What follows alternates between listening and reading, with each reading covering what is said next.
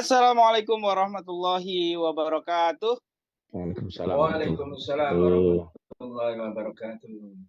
Para pemirsa sekalian, dimanapun Anda berada, kali ini kita bertemu lagi dalam diskusi yang sangat hangat karena kita menghadirkan salah satu presidennya diskusi, yaitu Presiden PKAD, Cak Slamet Sugianto. Kemudian ada juga di tengah-tengah kita ada Bung Ahmad Khozinuddin selaku sastrawan politik, ada juga Ustadz Irwan Saifullah, tokoh pergerakan Islam, dan yang terakhir ada perwakilan dari ulama kita, Ustadz Mikdad Ali Aska. Pada kesempatan hari ini kita akan mendiskusikan satu hal yang sangat fenomenal yang baru-baru saja, yaitu soal Pak Menteri Pertanian, yaitu Pak Syahrul Yassin Limpo. Di tempo.com diterangkan di sana, Komisi Pemberantasan Korupsi sedang mengusut kasus dugaan korupsi di Kementerian Pertanian. Saat ini masih proses penyelidikan. Mohon maaf belum ada yang bisa kami sampaikan, kata pelaksana tugas Deputi Penindakan KPK Asep Guntur Rahayu saat dikonfirmasi pada Rabu 14 Juni 2023 kemarin. Informasi yang diperoleh Tempo, Syahrul Yassin Limpo selaku Menteri Pertanian bersama-sama dengan Sekretaris Jenderal Kementerian Kasdi Subagiono dan Direktur Alat Mesin Pertanian Muhammad Hatta diusulkan sebagai tersangka. Rencana penetapan tersangka ini berdasarkan ekspos yang dihadiri oleh seluruh pimpinan KPK pada Selasa 13 Juni 2023. Dan nampaknya ini besok akan ada pemeriksaan lagi oleh KPK. Nah, melihat apa yang terjadi akhir-akhir ini, khususnya Copras-Capres 2024, tentu ini akan sangat berpengaruh terhadap koalisi yang memang saat ini sudah terbentuk antara Nasdem, PKS, dan kemudian Partai Demokrat. Yang mana di awal sebelum Pak Yassin Limpo ini sudah menjadi tersangka dari Partai Nasdem, yaitu Pak Joni G. Plate. Dan ini adalah tembakan kedua dari KPK untuk Nasdem yang diduga kuat ini juga akan jadi tersangka. Nah, menarik untuk kita diskusikan ini kira-kira apa yang bakal terjadi khususnya di situasi politik yang sekarang. Ini ada 3 capres ya, ada dari Anies Baswedan, kemudian Ganjar Pranowo dan Pak Prabowo Subianto, walaupun ini belum didaftarkan secara resmi, tapi kuat dugaan 3 inilah yang nanti akan menjadi capres. Nah, diawali dengan gonjang-ganjing tersangka dari Nasdem, akankah berpengaruh terhadap Anies khususnya yang memang sudah diusung untuk menjadi capres. Nah, untuk itu kita mendiskusikan di sini dengan judul Mentan Nasdem kembali tersangka korupsi. Akankah Nasdem setia mengusung Anies Baswedan sebagai capres? Nah, untuk menjawab itu mungkin yang pertama kita akan minta opening speech dulu dari Ustadz Irwan Saifullah, tokoh pergerakan Islam. Assalamualaikum Ustadz Irwan Saifullah. Waalaikumsalam warahmatullahi wabarakatuh. Ya, terima kasih Bung Arif. Ya, Ustadz Irwan, mohon untuk memberikan opening speech untuk menanggapi dugaan korupsi yang dilakukan oleh Menpan dari Partai Demokrat. Silakan. Ya. Assalamualaikum warahmatullahi wabarakatuh. Alhamdulillah wa syukurillah wa ni'matillah la haula wa la quwata illa billahil aliyyil azim. Kepada para ulama, para habaib, para tokoh, dan juga kaum muslimin, ya, netizen atau pemirsa dari Mimbar Top, AK Channel, Anti Oligarki Channel, ya, PKAD, dan juga channel-channel perjuangan yang lainnya, ya. Dan tidak lupa juga kepada Presiden PKD yang kali ini hadir pada kesempatan yang mulia ini, alhamdulillah. Ada juga Bung Ahmad Khozinuddin, ada juga Kiai Mikdad Ali Aska. Ya, alhamdulillah, ya, kali ini obrolan panas lugas dan solutif saya berharap ya. Tidak hanya keren ini Bung Ahmad ya, saya berharap ini adalah obrolan panas, lugas, tapi juga solutif. Nah, ini harapan kita di dalam forum ini terungkap ya berbagai macam problem dan juga solusi-solusi. Ya, menarik ini pemirsa sekalian, setelah kita ini digegerkan dengan ciutan Denny Indrayana ya yang membuka bocoran putusan MK, ramai sekali ketika itu.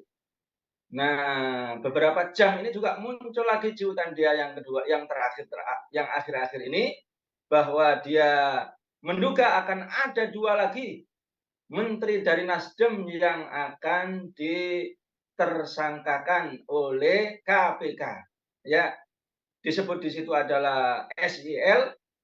Ya, kita tahu SYL ini adalah Syahrul Yassin Limpo, dan juga yang terakhir adalah SN. Karena ada 3 menteri ya.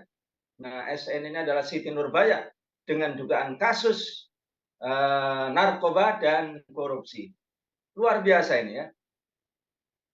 Nah, jadi kalau kita lihat kondisi politik yang sangat panas ini, barangkali kita mundur sedikit ya. Dulu ketika Hizbut Tahrir Indonesia dicabut badan hukumnya dengan undang-undang ormas, saya masih ingat ketika itu Bang Yusril Mahendra atau Profesor Yusril Iza Mahendra mengatakan bahwa ya pencabutan badan hukum Hizbut Tahrir ini adalah bentuk ya bentuk diktatorisme yang sangat kejam sekali. Ya, bahkan beliau mengatakan bahwa ini jauh lebih kejam dibanding penjajahan Belanda. Nah, dengan kata lain, kemudian dinarasikan, ini tidak hanya Hizbut Tahrir. Ketika ada kelompok, ketika ada pihak yang kemudian mengulik dari kepentingan ya rezim atau kepentingan oligarki, maka akan mengalami nasib seperti Hizbut Tahrir. Ini saya pikir luar biasa, ini benang merah. Yang pertama yang perlu saya ungkap ya. Jadi apa yang diprediksi oleh dan dialami oleh Hizbut Tahrir, penjajahan yang ada di negeri ini, dan penjajahan ini sangat kejam sekali, ini mengkonfirmasi saat ini dengan kejadian-kejadian yang terbaru. Ya, kalau boleh saya simpulkan, barangkali situasi politik sekarang ini, rezim ini, yang dikendalikan oleh oligarki asing dan asing ini nampak sekali ya kerakusan dan kekejaman mereka terhadap lawan-lawan politiknya ini sudah terang benderang. Istilah Pak Amin Rais, sudah ngawur dan ugal-ugalan. Ya, istilah Pak Amin Rais ini. Nah, apa buktinya? Yang pertama, ya otoriter atau kekejaman dari rezim yang berkolaborasi dengan oligarki ini bisa kita lihat.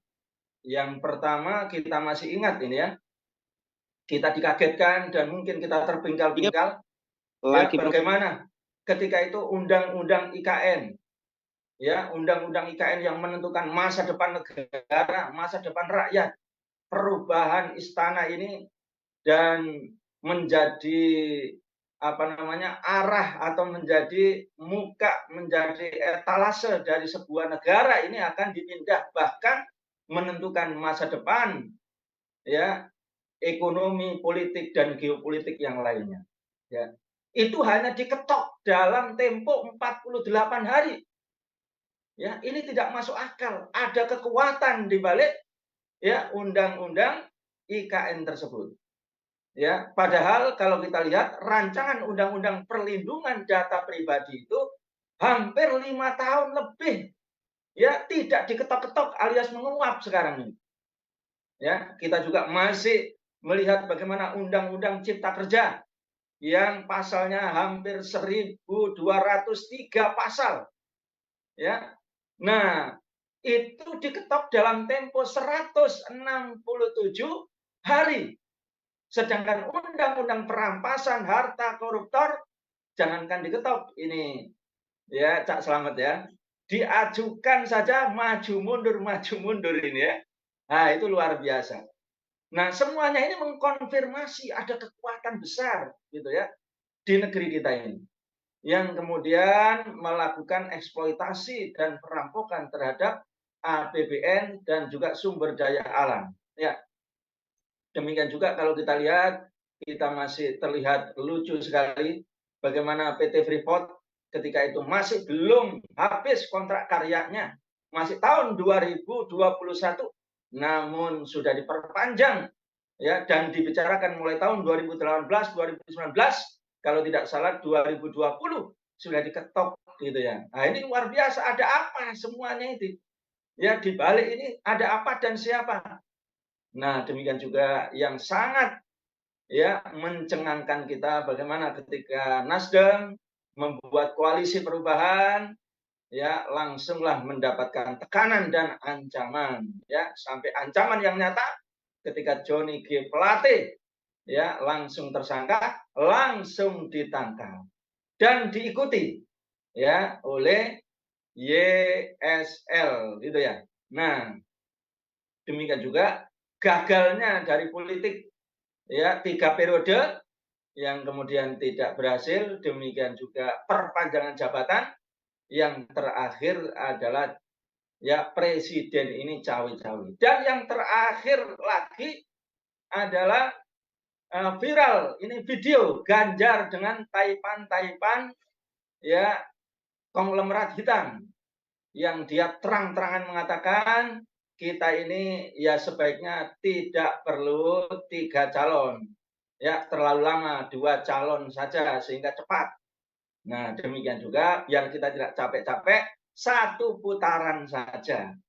Ini luar biasa. Jadi mereka tidak hanya mengkonfirmasi, ya telah menunjukkan ya jati diri atau kepongahan mereka, bahkan keragusan mereka, kediktatoran mereka, ya kesombongan mereka itu dinampakkan dengan nyata. Nah, inilah barangkali ya situasi politik yang sangat panas, yang sangat brutal bahkan kejam yang semuanya ini sudah terbuka ya nyata semuanya ini dibalik ini adalah oligarki asing dan rezim Jokowi. Nah, yang kedua, saya berharap tidak hanya sekedar kita ini menunjukkan sumber kerusakan negara ini, tapi di dalam forum ini mudah-mudahan ya mudah-mudahan digagas ya solusi-solusi. Ya, digagas alternatif-alternatif yang menjadi arah perubahan baru dari negeri yang jumlahnya 280 juta rakyat Indonesia ini. Yang mayoritas adalah muslim dan menarik ciutan dari Bang Denny Indrayana ini, dia mengatakan kalau seperti ini ya negeri kita ini akan hancur dan dia mengutip hadis Nabi yang diriwayatkan oleh Imam Bukhari Muslim dan Imam At-Tirmidzi dan juga riwayat yang lain kalau sudah hukum ya ada pejabat atau bangsawan yang mencuri hukum tidak ditegakkan, kalau rakyat biasa mencuri ditegakkan maka akan hancur negara itu. Sebaliknya kalau hukum ini tegak maka negara ini akan baldatun thayyibatun wa rabbun ghafur. Nah, menarik ya ini Bung Ahmad barangkali bisa diulik ya di dalam perspektif Islam, sistem pemerintahan Islam, pilar yang pertama adalah kedaulatan di tangan rakyat. Ya, maka oligarki tidak akan mampu ya untuk membangun atau mewujudkan kepentingannya melalui undang-undang seperti IKN, seperti Omnibus Law, seperti Cipta Kerja.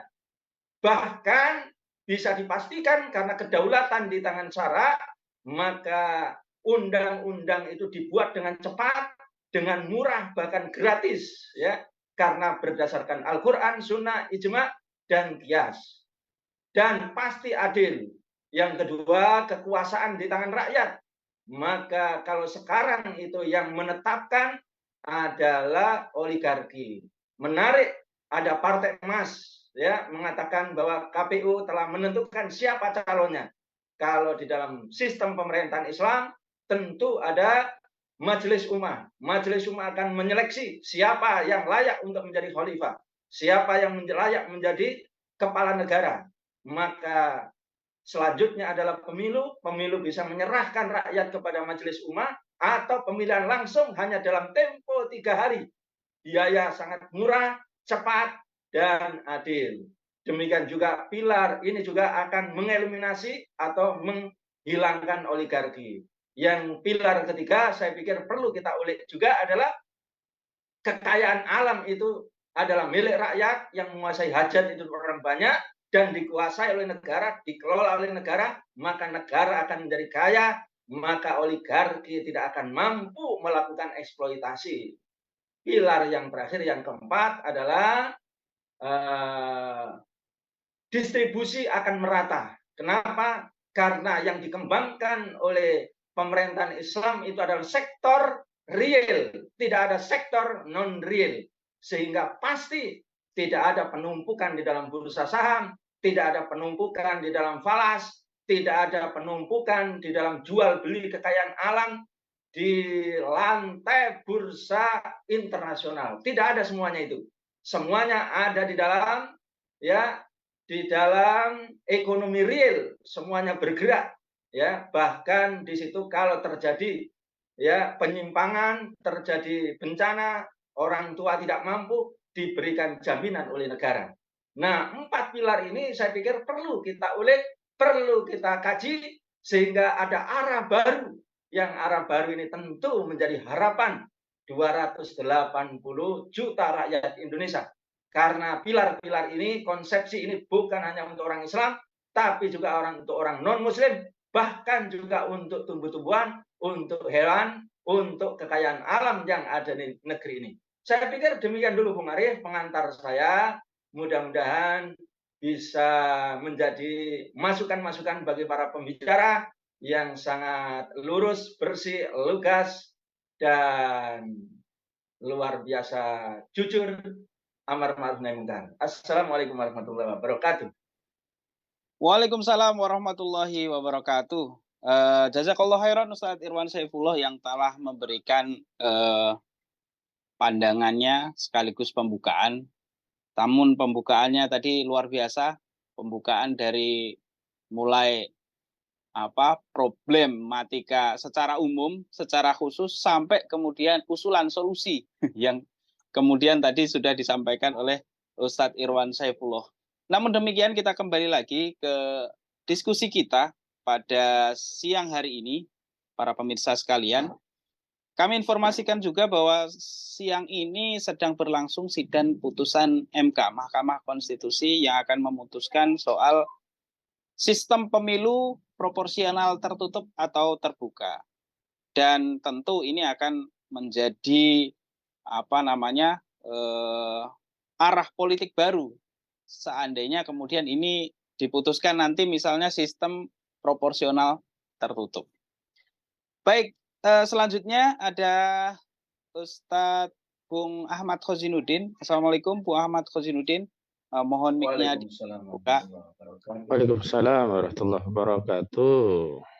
Ya, Bung Ahmad Khozinuddin, kita minta pandangannya ini terkait dengan dugaan sebentar lagi akan jadi tersangka ini dari Kementerian Pertanian, SYL. Akankah kemudian ini akan berpengaruh terhadap pencapresan Anies Baswedan? Karena memang Anies Baswedan kita tahu bersama bahwa pendukung terkuatnya atau partai terkuatnya itu adalah Nasdem, yang sudah sejak dari awal mendukung Pak Anies, namun sekarang ini mulai dipreteli menteri-menterinya oleh KPK karena menjadi tersangka korupsi. Silakan Bung Ahmad Khozinuddin pandangannya. Baik, bismillahirrahmanirrahim. Assalamualaikum warahmatullahi wabarakatuh. Alhamdulillahirabbil alamin wa bihi nasta'in ala umuri dunya waddin ala alihi washabbihi ajmain, amma ba'd. Pada narasumber yang lain yang saya hormati, Presiden BKAD Selamat Sugianto, Ustadz Irwan Saifullah, juga Ustadz Mikdad Aliaska dari Ponpes Miftahus Sunnah, juga Bung Arif selaku host. Saya ingin sampaikan beberapa hal terkait berita rencana penetapan tersangka terhadap Syahrul Yassin Limpo, Menteri Pertahanan dari Partai Nasional Demokrat, yang memang telah dikonfirmasi oleh Deputi Bidang Penindakan dan Eksekusi KPK, dan bahkan ya proses penyelidikan kasus ini telah dimulai sejak Januari 2023 yang lalu. Yang pertama saya ingin tegaskan bahwa nyaris dikatakan mustahil siapapun partai yang eksis dalam sistem politik demokrasi ini kalau tidak terlibat korupsi. Dan sampai hari ini ya, data statistik menunjukkan bahwa semua partai politik itu kadernya terjerat korupsi. Artinya mengenai kasus yang menimpa Syahrini Yassin Limpo ini adalah satu tindak pidana korupsi, sekira kita semua tidak terlalu heran, ya, tidak terlalu terkejut karena ya siapapun yang terlibat dalam kekuasaan hari ini ya bisa jadi sebagaimana pernah disampaikan oleh almarhum Profesor Ahmad Mubarok, ya semua korupsi gitu. Hanya memang siapa yang kena OTT KPK itu yang kemudian kena apa namanya arisan nasib. Namun menariknya kasus ini kan bukan kasus OTT, jadi kasus pengembangan dari proses penyelidikan. Dan dugaan kuatnya nanti pasal yang dikenakan adalah pasal 2 dan pasal 3 Undang-Undang Nomor 31 Tahun 1999 tentang pemberantasan korupsi. Biasanya juga dijuntukan dengan pasal 55 ayat 1 ke 1 KUHP. Yakni pasal tentang penyalahgunaan wewenang dan perbuatan melawan hukum yang menimbulkan kerugian keuangan negara. Dan nanti biasanya tafsir kerugian itu akan muncul dari ahli baik dari BPK atau BPKP kalau itu dalam bentuk proyek, biasanya pembangunan konstruksi dan seterusnya itu biasa nanti yang melakukan audit adalah BPKP begitu. Jadi saya ingin tegaskan bahwa kemungkinan dugaan terkorupsinya itu ya real, memang iya, dan memang begitulah ya hubungan antara korupsi dengan kekuasaan di dalam sistem politik demokrasi, di mana kekuasaan itu memang harus ditempuh dengan biaya mahal, pemilu, pilpres itu harus berbiasa mahal. Jadi ketika pejabat itu mendapatkan kekuasaan dan menjadi korup, itu sebenarnya konsekuensi yang biasa dan wajar saja, baik dalam rangka untuk mempertahankan kekuasaan atau untuk mengkompensasi biaya politik yang dulu pernah dikeluarkan. Namun kenapa yang ditembak adalah Syahrul Yassin Limpo, ini yang menjadi soal. Dan sebelumnya kita tahu Menteri dari Nasional Demokrat, yakni Johnny G. Plate, telah ditetapkan tersangka oleh Kejaksaan Agung dalam kasus korupsi BTS jaringan 4G di tempat terluar, tertinggal, dan terjauh, yang akhirnya juga membuat Nasdem agak sempoyongan. Dan kita tahu juga ya, status tersangka terhadap Johnny G. Plate ini tidak bisa kita lepaskan dari kedudukan Partai Nasdem yang memang sejak mula mengusung Saudara Anies Rashid Baswedan sebagai capres. Artinya apa yang dikatakan oleh Willy Aditya, politisi Nasdem, bahwa dalam kasus penetapan tersangka korupsi Johnny G. Plate itu ada politisasi, bisa dibenarkan karena politik hukum dalam proses penyidikan itulah yang kemudian akan menghasilkan kesimpulan mana kasus yang akan ditingkatkan menjadi proses pro justisia dan mana yang kasus akan diabaikan. Jika kasus itu milik kawan politik, maka bisa saja diabaikan, tidak ditingkatkan ke proses penyidikan. Tapi kalau itu dilakukan oleh lawan politik, ya kasus itu bisa ditingkatkan menjadi proses penyidikan dan ditetapkan menjadi tersangka. Nah, karena itu memang saya masuk kepada pemaparan yang kedua. Jadi rencana penetapan tersangka Syahrul Yassin Limpo ini tentu saja nanti akan berkorelasi atau berdampak kepada pencapresan Saudara Anies Rashid Baswedan. Kenapa demikian? Karena memang ada dua problem bagi seorang capres untuk masuk dalam pilpres hari ini ya. Karena sistem politik kita tidak memungkinkan setiap individu atau setiap warga negara itu untuk bisa mencalonkan diri menjadi calon pemimpin atau calon presiden.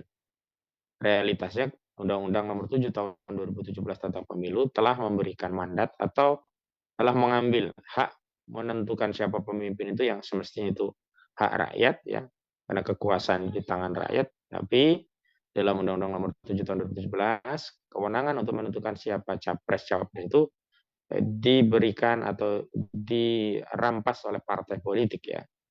Dan di ketentuan pasal 222 Undang-Undang Nomor 7 Tahun 2017 itu tegas dikatakan bahwa yang punya wewenang untuk mendaftarkan capres dan cawapres itu adalah partai politik atau gabungan partai politik yang punya suara di DPR RI 20% atau suara pemilu nasional itu 25% dari pemilu sebelumnya.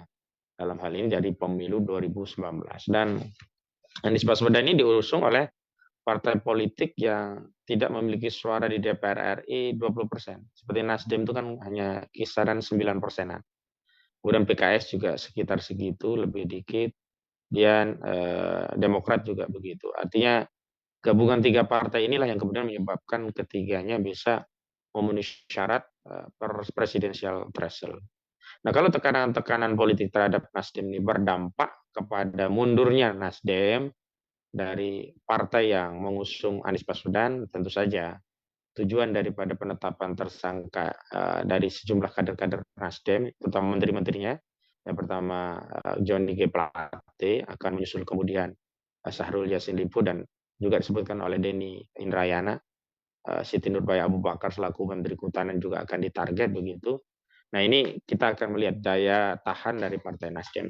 Lalu kita berharap Partai Nasdem, sebagaimana yang telah disampaikan oleh Ketua Umumnya Surya Paloh, tidak akan goyah untuk membackup Anies Baswedan dalam proses pencapresan ini, dan telah menyatakan jangankan penjara, ketika diancam kematian pun dia tidak akan goyah untuk tetap mengusung Anies Baswedan. Nah, kalau komitmen Ketua Umum Surya Paloh ini benar adanya, tentu gangguan untuk pencapresan Anies ini tidak muncul dari Nasdem. Namun di sisi yang lain kita juga tahu kemarin ada rencana pertemuan ketua umum partai politik, Partai Demokrat dan PDIP, yakni Puan Maharani dengan Agus Harimurti Yudhoyono, yang kita juga khawatir kalau ternyata di dalam pertemuan itu PDIP memberikan komitmen cawapres kepada AHY, termasuk akan menjamin Partai Demokrat dari ancaman pencopetan oleh KSP Muldoko begitu. Tentu saja itu juga bisa menjadi salah satu modus operandi untuk menggagalkan pencapresan Anies Baswedan dengan merayu Partai Demokrat agar pindah haluan ya. Dan kita tahu juga di internal Partai Koalisi Perubahan untuk Persatuan atau KPP ini memang belum satu suara terkait siapa sosok cawapres yang akan mendampingi Anies Baswedan. Demokrat sendiri sudah berulang kali mengatakan bahwa selayaknya AHY ya, ketua umumnya Agus Harimurti Yudhoyono sebagai pendamping Anies sebagai cawapres.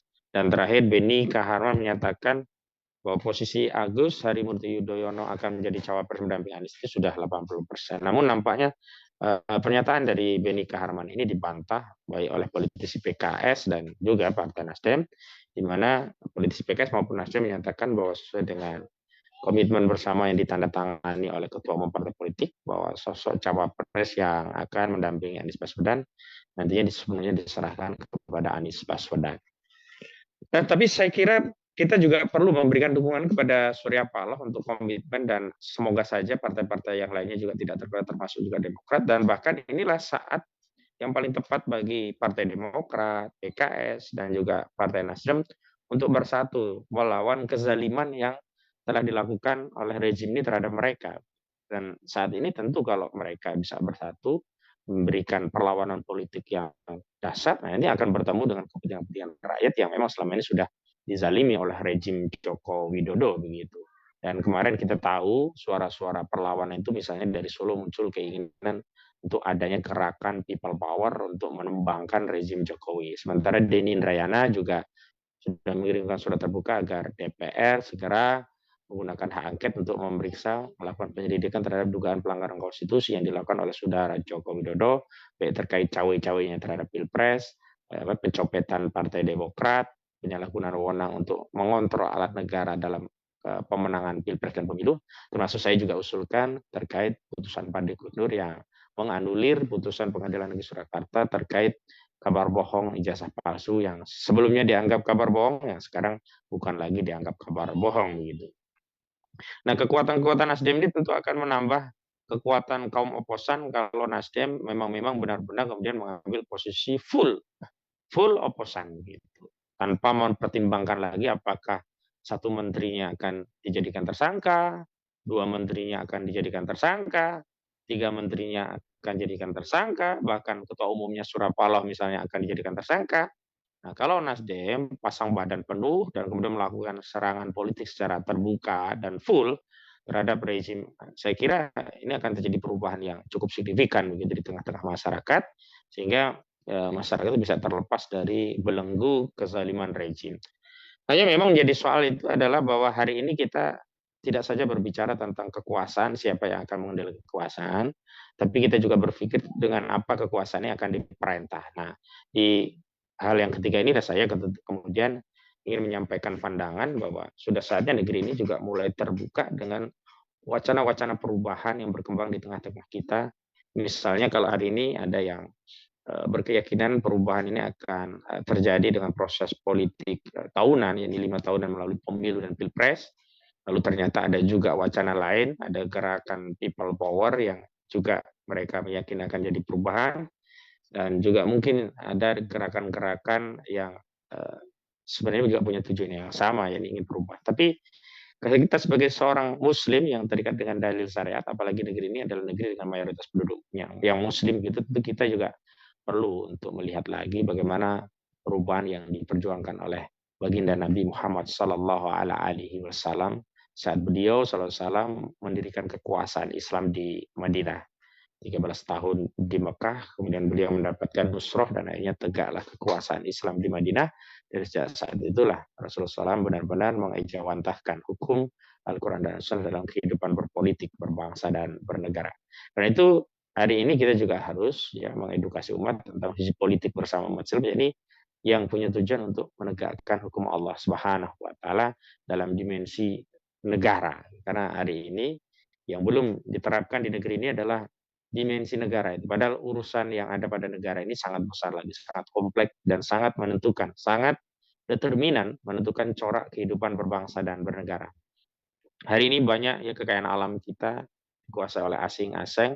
Itu bukan semata karena pengkhianatan dari para penguasanya, tetapi juga karena sistem kapitalisme sekuler yang diterapkan di negeri yang menyebabkan kekayaan alam itu bebas dimiliki oleh individu, swasta, korporasi, asing, dan asing. Andaikan negeri ini menerapkan sistem syariat Islam dan kemudian kedaulatan itu ada di tangan syarak sebagaimana diungkapkan oleh Ustadz Irwan Saifullah tadi, maka sejatinya kekayaan alam itu tidak bisa dikuasai oleh individu, swasta, korporasi, asing, ataupun asing.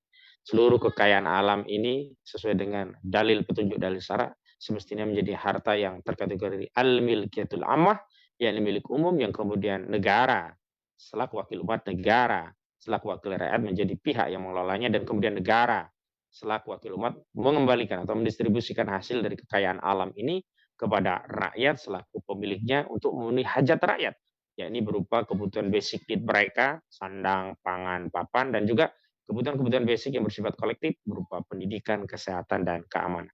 Dan saya telah menghitung bersama sejumlah tim saja, baru dari 6 komoditi yang itu masuk kategori al-milkiyatul ammah yang di dalam Islam itu harus dikelola oleh negara dan dikembalikan manfaatnya untuk rakyat, itu sudah ketemu angka 7.000 triliun per tahun dari sumber daya alam berupa nikel, minyak bumi, batu bara, gas alam, kekayaan hutan, dan kekayaan hasil laut.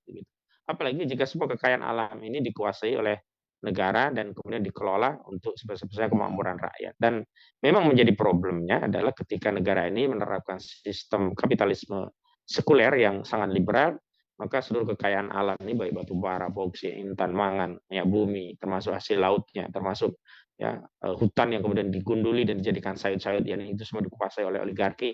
Itu semua tidak bisa kita menerapkan sistem syariat Islam yang kedaulatan itu ada di tangan syariat Islam, manakala sistem daripada pemerintah ini tidak Islam. Karena itu saya kira kita patut juga mendengar untuk menyimak bahkan mempelajari lebih lanjut satu sistem Islam yang selama ini sudah banyak disampaikan oleh sejumlah aktivis, dan ini menjadi representasi perjuangan umat Islam, yakni sistem Islam khilafah, di mana sistem Islam khilafah ini ditempuh perjuangannya melalui antorikul ummah, melalui jalan umat dengan melakukan taskib, penyadaran, dan interaksi dengan umat sampai akhirnya umat ini rindu diterapkan syariat Islam, umat ini rindu diterapkannya syariat Islam, dan kemudian para pemimpin umat ini, tokoh-tokohnya, termasuk Ahlun Nusroh, yakni militernya, memberikan dukungan kepada umat ini untuk menegakkan Islam, dan sejak saat itulah kemudian ya kekuasaan Islam bisa ditegakkan dengan dukungan dari umat dan penjagaan dari Ahlun Nusra.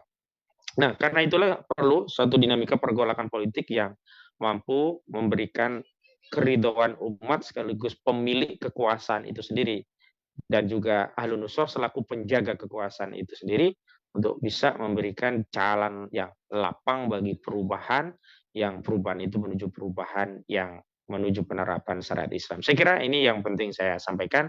Mudah-mudahan ada manfaatnya. Assalamualaikum warahmatullahi wabarakatuh. Waalaikumsalam warahmatullahi wabarakatuh. Menarik tadi data-data yang disampaikan oleh Ustadz Bung Ahmad Khozinuddin. Masih ada banyak kemungkinan ini yang bakal terjadi dengan adanya tersangka lagi dari Partai Nasdem ini. Ada berbagai macam situasi politik yang mungkin terjadi.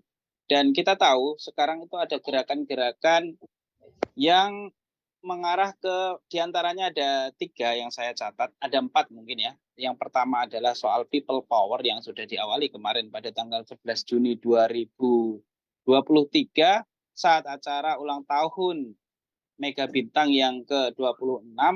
Di sana ada diskusi yang kemudian mengangkat tema rakyat bertanya kapan people power. Dan diteruskan lagi kemarin pada hari Selasa juga ada acara di Jakarta yang berjudul Jokowi layak dimakzulkan. Dan tentu dengan adanya kasus ketersangka daripada Partai Nasdem yang kedua ini, maka ini mengindikasikan juga ada dugaan kuat pemilu bakal curang. Apalagi ditandai dengan cawe-cawe presiden, dan konon saya lihat juga kemarin presiden sempat ngopi bareng dengan Ketua MK. Nah, ini dinamika politik yang terjadi sekarang. Nah, berikutnya kita akan minta pandangan langsung dari Presiden kita, Presiden PKAD, yang mungkin hari ini beliau sedang di Jawa Timur. Assalamualaikum, Ustadz Slamet Sugiharto. Waalaikumsalam warahmatullahi wabarakatuh, Bang Arif. Bang Arif, siap. Ya, Ustadz Slamet. Kita melihat dinamika ini sangat rumit ya kalau kita kembangkan. Nah, menurut Ustadz Slamet, ini kira-kira apa yang bakal terjadi ke depan di antara gerakan-gerakan yang cukup masif kita lihat, di antaranya ada pemakzulan, ada people power, kemudian ada ya sesuai dengan undang-undang ada pemilu, dan gerakan keempat seperti yang disampaikan Ustadz Ahmad Khozinuddin tadi, yaitu akan ada, bukan akan ada, tapi sudah ada juga gerakan yang mengarah kepada perubahan Islam khilafah. Nah, kira-kira pertarungan gerakan ini kira-kira mana ini yang bakal maju duluan, kira-kira demikian. Ustaz, selamat, silakan. Ya, assalamualaikum warahmatullahi wabarakatuh. Hamidannillah wa musallian ala Rasulillah la haula wala quwata illa billah. Saya sampaikan salam takzim kepada Ustadz Aska ya. Ustadz Aska, Ustadz Irwan Saifullah, Bang Ahmad Khozinuddin, dan Bang Arif. Menjawab pertanyaan Bang Arif mengenai seperti apa nanti anatomi gerakan yang mungkin terjadi, sekaligus di bagian akhir saya akan memberikan rekomendasi kepada Nasdem sebagai satu partai politik melihat kondisi di mana ternyata sebagaimana yang Ustadz Irwan Saifullah sampaikan, persekusi terhadap ormas itu juga terjadi kepada Orpol, dan sekarang menemui konteksnya sebetulnya kalau kita bicara itu. Tapi perkenankan dulu saya memaparkan seperti apa sih sebetulnya korupsi itu dalam kacamata sebagai satu problematika yang dihadapi oleh negeri ini dari berbagai diskusi yang saya selenggarakan. Termasuk juga yang kedua, saya kira juga penting melihat seperti apa korupsi itu dalam pusaran kontestasi politik dalam bingkai sistem politik demokrasi dengan basis kapitalisme liberal sekuler ini. Yang pertama, ini yang perlu kita perhatikan bersama ya, bahwa tidak bisa dipungkiri korupsi itu adalah problematika utama yang ada di negeri kita. Bukanlah politik identitas. Jadi kalau ada narasi bahaya, intoleransi, radikalisme, dan terorisme, apalagi itu dialamat tuduhkan kepada yang sudah dicabut status badan hukumnya, Hizbut Tahrir Indonesia dan FPI misalnya, itu sudah tidak ada dasarnya secara faktual. Karena sesungguhnya kalau kita mau jujur, korupsi ini adalah problem yang kita hadapi sekarang, dan korupsi ini luar biasa. Sekarang menjadi sebuah realitas yang mengemuka di negeri kita, hingga kemudian sampai yang namanya Firly Bahuri itu menyodorkan sebuah gagasan, meniru KPK-nya RRC yang namanya CCTI itu. Ini luar biasa menurut saya. Sampai akhirnya negara ini kehilangan role model. Negara mana yang dipakai sebagai referensi untuk mencegah dan memberantas korupsi. Hingga kemudian secara vulgar itu mau menyatakan mengikuti role model LRC. Dan ini bukan tanpa ada kaitan dengan sinyalemen-sinyalemen top indikasi-indikasi yang lain. Kalau kita bicara masalah keinginan untuk menjadikan komunisme sosialisme itu sebagai sebuah role model ideologi yang direpresentasikan dalam ini adalah Republik Rakyat Cina. Kalau kita melihat misalnya dinamika kemarin pembahasan mengenai rancangan undang-undang haluan ideologi Pancasila yang ada klausul diantaranya ketuhanan yang berkebudayaan, yang akhirnya tidak jadi karena ada penentangan waktu itu oleh Majelis Ulama Indonesia yang menaungi berbagai ormas-ormas, sampai pada akhirnya diduga di dalam Majelis Ulama Indonesia itu dilakukan sebuah operasi untuk mengganti seluruh struktur yang ada di Majelis Ulama Indonesia. Itu sudah menjadi rahasia umum yang kita lihat bersama gitu. Berikutnya kita juga melihat kenyataan-kenyataan misalnya rehabilitasi atau rekonsiliasi yang dilakukan terhadap korban keluarga PKI dalam hal ini, yang sudah dikeluarkan semacam surat keterangan korban pelanggaran HAM berat terhadap mereka. Dan ini akan membawa implikasi pelakunya disebut dengan korban, korbannya disebut dengan pelakunya. Bagaimana mungkin PKI pada akhirnya melalui yang direpresentasikan oleh keluarga korban diberikan yang namanya surat keterangan korban berat, korban HAM berat, diberikan santunan, diberikan rehabilitasi pada akhirnya nanti dikhawatirkan itu akan membalik PKI bukan sebagai korban tetapi sebagai pelaku. Nah kalau pelaku berarti alamat pelakunya itu dituduhkan kepada umat Islam dan TNI. Ini yang perlu kita waspadai. Ini luar biasa. Saya melihatnya ini nyambung antara keinginan dominan untuk menjadikan role model RRC sebagai sebuah role model pengelolaan, terutama dalam konteks pencegahan pemberantasan korupsi. Yang kedua, PKI diberikan apresiasi dalam bentuk diberikan rehabilitasi dan rekonsiliasi. Bahkan Presiden Jokowi berkeinginan untuk menyatakan permintaan maaf kepada PKI. Ini menurut saya luar biasa, indikasi-indikasi yang telah nampak kepada kita semuanya. Saya kemarin Bang Arief diskusi mengenai perusahaan-perusahaan nikel, sejumlah 11 perusahaan nikel yang ada di Sulawesi. Pak Mulyanto, Dr. Mulyanto, fraksi PKS itu menyampaikan bahwa sebagian besar persentase yang memiliki saham atau yang mengendalikan perusahaan-perusahaan itu, artinya dia berada dalam jajaran Dewan Komisaris, itu adalah warga negara Cina. Terkonfirmasi itu, padahal keberadaan perusahaan nikel, smelter nikel, itu menurut hasil analisa, dan ini akan dilakukan hak pertanyaan, hak angket kepada perusahaan-perusahaan yang kemarin sampai menyeruak ke permukaan tidak bisa berbahasa Indonesia itu. Artinya hanya bisa bahasa Cina dan bahasa Inggris. Seberapa kontribusinya terhadap APBN?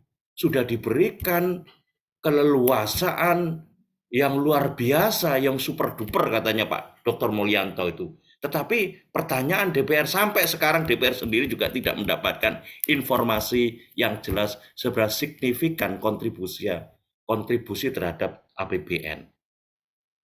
Terus berikutnya, selain apa yang disampaikan oleh Pak Firly mengenai role model bagaimana korupsi ini nanti akan dipecahkan, itu sinyalemennya Pak Mahfud MD yang kemarin juga menjadi bahan diskusi kita. Pak Mahfud MD menyampaikan bahwa sekarang ini menyeruak ke permukaan problem mafia hukum dan perampok anggaran. Nyambung dengan apa yang dijelaskan oleh Bang Dr. Abdullah Mahahua, bahwa yang namanya perampokan terhadap anggaran ini sudah luar biasa dilakukan. Dan itu menjadi sebuah pemandangan umum atau hal yang diketahui secara umum di antara politisi-politisi yang terlibat dalam proses perumusan anggaran. Bahkan Bang Abdullah Mahahua menyampaikan bahwa korupsi itu sudah tidak dilakukan bukan hanya pada tataran pelaksanaan, tetapi sudah sampai kepada tataran perencanaan. Kita bisa melihat misalnya gestur atau postur anggaran pendapatan belanja negara atau anggaran pendapatan belanja daerah kalau di daerah misalnya. Porsi besar yang menempatkan anggaran itu lebih kepada belanja pegawai, belanja modal, dan belanja barang dan jasa, itu menunjukkan satu indikasi diantaranya bahwa sedemikian rupa korupsi itu sudah dirancang melalui anggaran pendapatan belanja. Porsi untuk bantuan sosial, untuk subsidi itu lebih kecil daripada porsi yang 33 porsi yang saya sebut tadi di awal. Apalagi dengan model kebijakan penyusunan APBN yang defisit, dengan mencoba mereferensi sebagaimana yang direferensi oleh negara-negara besar dengan model adopsi terhadap apa yang disebut dengan MMC itu, modern monetary teori. Sementara kalau negara-negara besar Amerika Serikat, Rusia, Cina itu defisitnya itu ditanggung dengan cara eksploitasi terhadap negara-negara yang jadi jajahan. Kalau kita mau eksploitasi rakyat karena semuanya bertumpu kepada pajak dan hutang dan begitu. Kalau kita melihat sumber pendapatan yang disusun, yang dilihat dari APBN dan APBD, yang sumber dominannya itu adalah hutang dan pajak. Pak Taufik menyampaikan ini untuk menegaskan bahwa korupsi kita ini persoalan utama, bukan radikal-radikul, bukan HTI, bukan FPI yang jadi masalah ini, koruptor-koruptor itu. Karena mereka itulah membentuk sistem politik sedemikian rupa untuk digarong, dan mereka sesungguhnya para koruptor-koruptor itu mendapatkan keuntungan kecil. Karena sesungguhnya yang empunya mereka itu adalah oligarki yang ada di belakangnya itu, yang sekarang eksis melakukan eksploitasi sumber daya alam. Di daerah saya ini Bojonegoro, Bang Arif, itu ada Exxon Mobil, ada Petrocina. Sampai sekarang daerah itu hanya puas dengan diberikan 10% dari participating interest. Saham penyertaan itu pun juga di-share dengan punyanya Surya Paloh. Sampai akhirnya dibawa di PUI itu. Tinggal satu saja yang tidak di PUI itu. Ini problem yang kita hadapi bersama. Eksistensi pengelolaan sumber daya alam yang dimana itu dikendalikan oleh oligarki dan menggunakan para penguasa atau pengambil kebijakan ini hanya sebagai komprador saja, hanya sebagai perpanjangan tangan saja. Sesungguhnya mereka itu yang mendapatkan keuntungan besar, sementara mereka itu mendapatkan keuntungan kecil. Saya ingin menyatakan begini, ini korupsi ini eskalasinya semakin tinggi kalau kita bicara masalah kontestasi politik. Nyambung dengan apa yang ingin saya sampaikan di poin kedua, korupsi dalam pusaran Pilpres dan Pileg.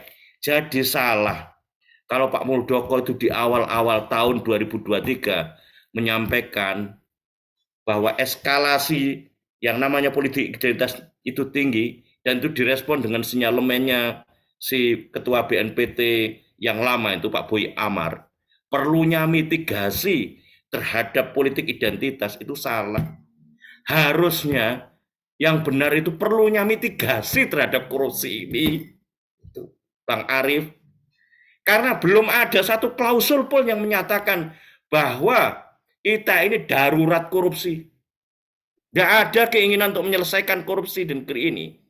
Dan ada indikasi, Bang Ahmad Khosinuddin sangat tahu itu, bahwa ada indikasi dengan disparitas pidana korupsi. Saya diingatkan oleh istri saya untuk tidak keras-keras, Bang Arif. Karena ini tetangga ini bocor, karena ini dindingnya bukan dinding tembok ini. dindingnya dinding triplek ini. Gitu, Bang Arif, kenyataannya Presiden PKAD. Jadi Bang Ahmad Kusnudin juga tahu itu, bahwa pidana korupsi ini bukan dianggap sebagai extraordinary crime, tapi melihat berbagai upaya-upaya untuk menumpulkan KPK secara kelembagaan, apalagi menyingkirkan orang-orang yang vokal, yang kritis untuk mengawal agar korupsi ini benar-benar menyasar, tidak menyasar hanya untuk kepentingan politik tertentu, tetapi juga menyasar pada kasus-kasus korupsi besar, itu sudah dianggap sebagai sebuah pidana biasa. Ini sebetulnya problem yang kita hadapi di negeri ini. Dan semakin nanti menjelang pemilu, semakin menjelang kontestasi, maka bukan hanya untuk kepentingan melindungi kasus-kasus korupsi besar yang dilakukan oleh tentu penguasa, ya, oleh penguasa sekarang. Bagaimana kemarin Bang Abdullah Mawa menyampaikan bahwa partai politik yang sekarang itu koruptornya, ratingnya tertinggi itu adalah PDIP, gitu ya. Partai penguasa yang ada di koalisi pemerintahan sekarang. Ini yang akan menjadi satu kenyataan ke depan ini. Kontestasi politik nanti berjalan tahun 2024, kepentingan untuk meningkatkan kebutuhan logistik, sekaligus juga untuk kepentingan untuk mengeliminasi lawan-lawan politiknya akan benar-benar terjadi. Artinya kasus-kasus korupsi ini bukan hanya untuk kepentingan menggalang logistik untuk kepentingan pemilu yang high cost, tetapi juga untuk bisa mengeliminasi lawan-lawan politik. Masuk kepada poin yang kedua. Jadi kalau kita mencoba melihat dan memahami politik hukum korupsi sebagaimana yang ditunjukkan kepada politisi Nasdem itu sudah jamak kalau saya melihatnya. Karena berbagai indikasi mengenai kontestasi atau kompetisi yang sekarang ini berjalan dalam kerangka untuk Pilpres maupun Pileg sudah sangat terlihat, apalagi tadi sudah disinggung mengenai cawe-cawenya Presiden. Bagaimana Presiden memastikan bahwa Presiden Jokowi memastikan bagaimana akhirnya nanti penggantinya ini nanti yang jadi ya mereka yang memang benar-benar terlibat dalam satu kontrak atau perjanjian yang akan bisa mengamankan kepentingan-kepentingan, sustainabilitas atau kesinambungan kekuasaannya. Dan ini kalau kita bicara masalah sustainabilitas kekuasaan ini berkaitan dengan kontrak-kontrak atau kesepakatan-kesepakatan yang dibuat oleh para oligarki terkait dengan program strategis nasional misalnya. Meski banyak masyarakat atau sipil sudah mempertanyakan mengenai berbagai problem yang terkait dengan kebijakan-kebijakan yang menjadi program strategis nasional. Tetapi kan so must go on. Gitu loh. Kalau kita coba lihat itu. Kemarin misalnya salah satu contoh betapa arogansinya kekuasaan itu menyudahi problem yang terkait dengan persoalan Undang-Undang Cipta Kerja. Sekalipun sudah masuk gugatan secara formil maupun secara material. Lalu amar putusan MK menyampaikan bahwa Undang-Undang Cipta Kerja dinyatakan inkonstitusional bersyarat. Harus dibenahi dulu aspek formilnya, aspek yang berkaitan dengan proses pembentukan perundang-undangannya selama 2 tahun. Tetapi justru yang terjadi adalah Presiden mengeluarkan Perpu Cipta Kerja sehingga menegasikan keberadaan amar putusan inkonstitusional bersyarat di mana eksekutif dalam hal ini Presiden harusnya membenahi faktor proses pembentukan undang-undang dan proses pembentukan undang-undang yang diatur dalam Undang-Undang Nomor 12 tahun 2011 mengenai peraturan proses pembentukan perundang-undangan itu justru yang direvisi dengan memasukkan satu klausul bahwa adanya proses pembentukan secara omnibus. Lalu kemudian lahirlah Undang-Undang Cipta Kerja dengan berbagai privilege atau keistimewaan yang diberikan kepada investor seperti yang ada sekarang. Ini sudah sebetulnya kalau orang Jawa itu menyebutnya ketok welo-welo, Bang Arif. Sudah nampak terang-terangan gitu loh. Ketok welo. Ketok welo-welo. Nah Surabaya ku ketok welo-welo kan gitu. Sudah luar biasa. Maka Nasdem ini saya sebetulnya sepakat dengan sinyalemennya si Rocky Gerung. rekomendasi kepada Nasdem ini. Nasdem itu harusnya sekarang menakar. Dan segala kemungkinan nanti terjadi. Karena AHY juga komunikasi dengan Puan misalnya. Gitu? Anda kan juga ngelihat sendiri. Ini masih ada satu menteri juga. Setelah 2 menteri, gitu, di apa istilahnya ini? Kalau saya melihatnya diproses lah begitu ya. Diproses ya. Dibuat supaya tidak berdaya lah. Nasdem itu kan masih ada 1 menteri lagi. Ini hal yang jamak kalau kita melihat konteks penerapan hukum, bahwa setiap penerapan hukum selalu ada yang namanya disparitas pidana. Apalagi sekarang kontestasi politik, disparitas pidana dalam sisi penerapan hukum itu sekarang digunakan untuk kepentingan kekuasaan. Pasti kemungkinan ke depan itu akan terjadi. Nasdem harusnya itu objektif sekarang itu. Mau jadi oposan beneran atau menjadi oposan yang malu-malu, itu yang harus ditakar oleh Nasdem itu. Kalau mau Nasdem itu menjadi oposan beneran, dia harus bersama umat, bersama rakyat dalam poros yang sekarang menghendaki pemakzulan Jokowi dan people power sebagai sebuah saluran. Cuman pertanyaannya begini Bang Arif, gimana bisa merealisasikan people power yang syar'i? Nah itu. Kalau saya mengistilahkan yang syar'i, di mana ada keyakinan kita semuanya bahwa ini semuanya adalah sebuah kewajiban bagi kita. Apa yang kita sebut dengan muhasabah lil hukam, muhasabah anil hukam, mengkoreksi penguasa. Tapi mengkoreksi tidak hanya sekedar menjelaskan kepada umat inilah kekuasaan salah keliru, tetapi menghadirkan solusi yang benar. Dan kita semuanya yakin mayoritas muslim terbesar di dunia yang bisa memimpin dunia ini di bawah kepemimpinan panji-panji Islam itu sesungguhnya punya raw material resource yang luar biasa. Kita ini Indonesia ini punya potensi untuk menjadi titik tolak negara yang bisa menghimpun dan mengkonsolidasi kekuatan negeri muslim, Bang Arif. Tinggal kita ini mau atau tidak. Nah itu Nasdem yang harus dipikirkan. Pak Surya Paloh jangan hanya sekedar berani hatta dibunuh untuk mencalonkan Anies, tetapi bersama umat untuk membawa diskursus perubahan ini, narasi perubahan ini kepada perubahan yang mendasar dan menyeluruh. Kira-kira itu yang bisa sampaikan Bang Arif. Assalamualaikum warahmatullahi wabarakatuh. Waalaikumsalam warahmatullahi wabarakatuh. Luar biasa nih Presiden PKAD ini, sekalinya ngomong langsung semuanya dilibas ini, dari korupsi sampai rekomendasi soal Partai Nasdem, yang saya pikir tadi banyak sekali masukan-masukan yang disampaikan oleh Ustadz Slamet tadi, menarik dan sesuai dengan tema kita pada hari ini. Harusnya rekomendasi yang disampaikan tadi, baik rekomendasi soal KPK maupun rekomendasi yang disampaikan untuk Pak Surya Paloh, ini harusnya didengarkan supaya kemudian ini bisa menjadi insert baru lah, atau ini menjadi masukan baru supaya untuk memperbaiki negeri ini. Namun ada poin terakhir tadi yang menarik, yaitu ada istilahnya itu adalah apa? People power syariah. Jadi ada people power syariah, ada people power non syariah. Nah ini mungkin lebih jelasnya nanti mungkin akan ada diskusi berikutnya, karena ini waktu kita terbatas. Tapi ada satu penutup mungkin yang direkomendasikan oleh banyak banyak pembicara sebelumnya, yaitu soal perubahan ala Islam.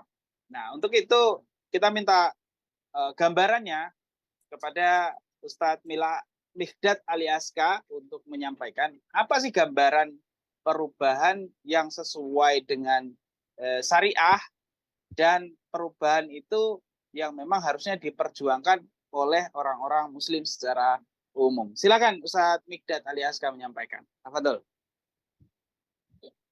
Bismillahirrahmanirrahim. Assalamualaikum warahmatullahi wabarakatuh.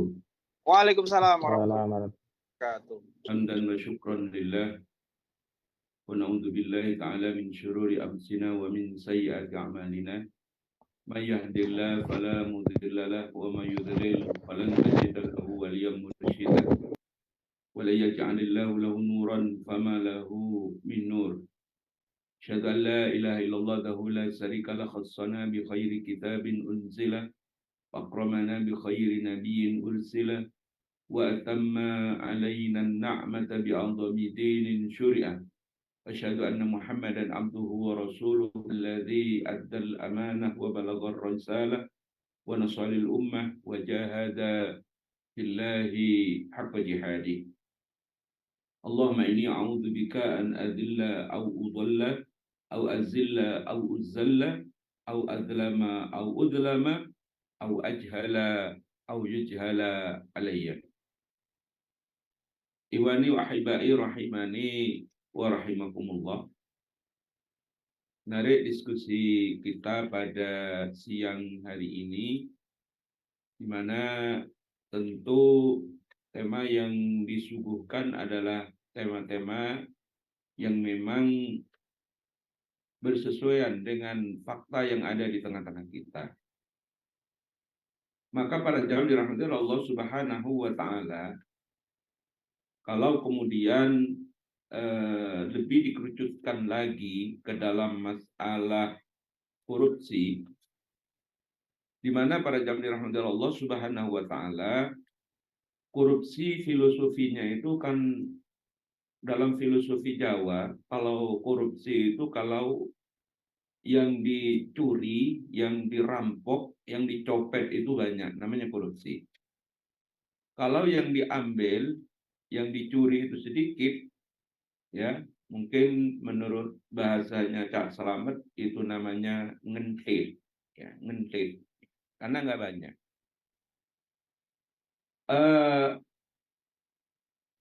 Korupsi para jamaah, ya sebagaimana tadi sudah dijelaskan panjang lebar, ini berkaitan dengan masalah tentu sekali lagi berkaitan dengan masalah sistem yang diterapkan di dalam satu negara.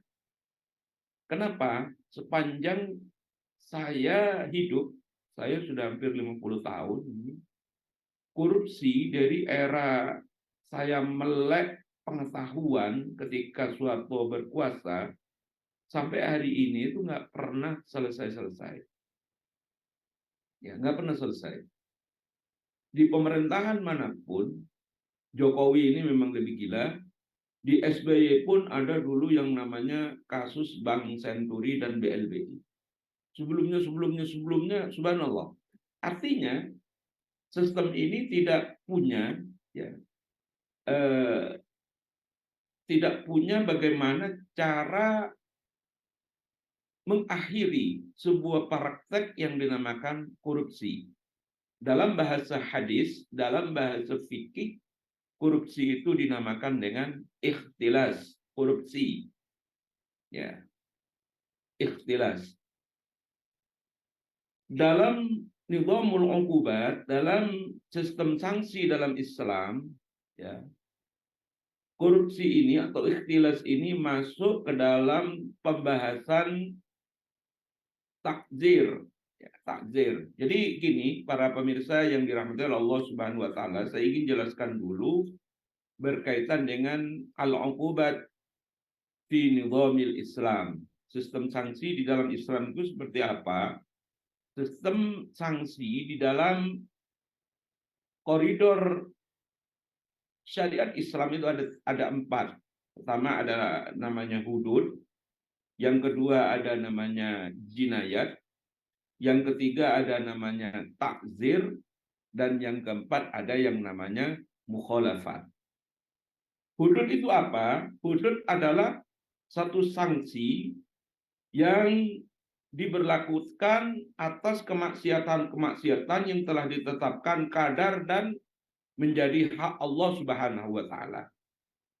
Dinamakan dengan hudud karena pada umumnya mencegah orang untuk yang berbuat maksiat tadi tidak kembali dalam kemaksiatannya. Sehingga Allah Subhanahu wa Ta'ala mengatakan tilka hududullah fala taqrabuha. Inilah batasan-batasan Allah, maka jangan di situ kamu mendekatinya. Apa saja yang masuk dalam hudud? Ya, misalnya zina, liwat, qadzaf, syaribul khamr, syaraqah, buqat dan lain sebagainya. Ikhtilas atau korupsi itu tidak masuk syaraqah, ya, karena dia orang yang nyolong lewat korupsi itu tidak dipotong tangannya, karena dia masuk di dalam bingkai di dalam hukum nidhamul uqubat itu masuk dalam takzir. Ya. Kemudian yang kedua adalah jinayat.